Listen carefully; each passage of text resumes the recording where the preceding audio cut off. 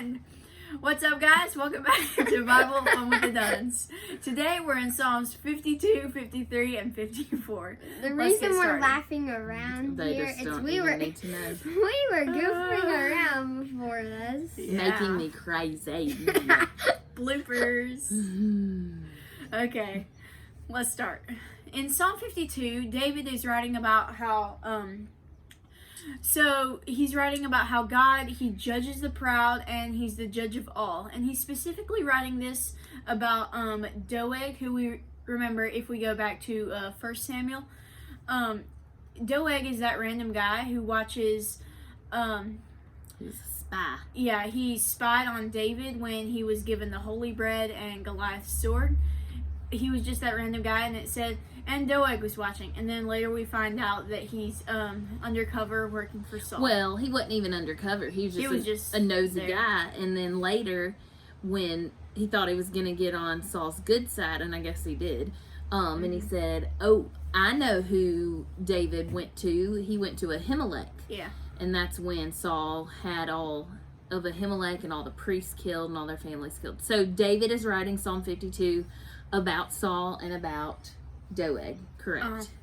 Okay, and then in Psalm 53... I want to share a couple things. Okay. So Psalm 52, David is angry, but he's reminding himself that he's on God's side and that Saul and Doeg are working for evil. He talks about how they can work to do evil all day long, but God is bigger than their schemes.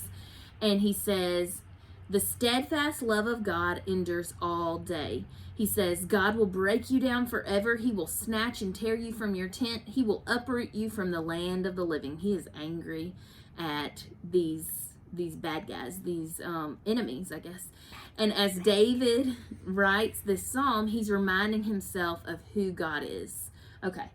Psalm 53, Jax. Okay, so Psalm 53 is David. He's writing about a fool who pays no attention to God. He doesn't acknowledge him, and then he just goes his own path and does whatever he wants. Agreed. And then this tells us, it's a good reminder that we need to trust in God and obey him and know that he's the source of all good and all the things that we have. Absolutely. Apart from God, we can do no good.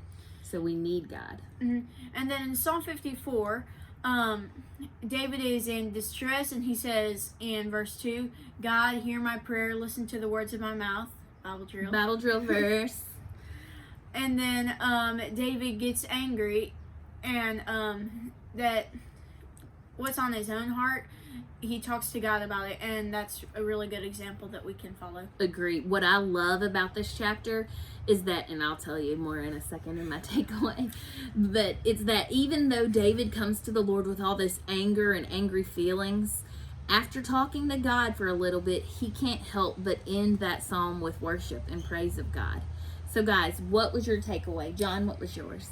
My takeaway was how in chapter 52, that person who Jax called a fool, no, the person that was sitting and stuff. Oh, 53. Oh, yeah, 53. The fool. 53?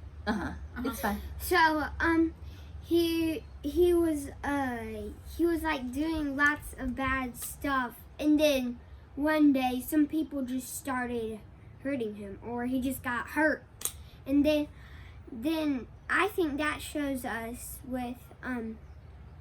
I think it shows us that do the right thing, and if you do the right thing, there won't be there will be good consequences. But if you do the wrong thing, well, then there's a long road ahead of you. That's right. So that does cover kind of 52 and 53, because you're talking about the fool in 53, but in 52, God is the judge of all of our actions and everything. Okay, Jax, what is your takeaway from today's chapters? Okay, so I had 2 takeaways. What? Yeah. So my first takeaway was in Psalm 52, specifically verse 7, and it says, here is the man who would not make God his refuge, but trusted in his abundance of his riches, taking refuge in his destructive behavior. So that tells us that we don't need to put ourselves above God. We don't need to be too prideful. So that man in that verse, he's putting himself above God, relying more on himself than of God, and we need to keep God in mind and acknowledge him. And then my second takeaway was in Psalm 54, and since I had to study verse 2 so much for a Bible drill, it stuck out to me how David said, he was just stopping, and then he said, God, hear my prayer, listen to the words of my mouth, and he just lays everything down in front of God. I love that. So I also have a couple of takeaways today.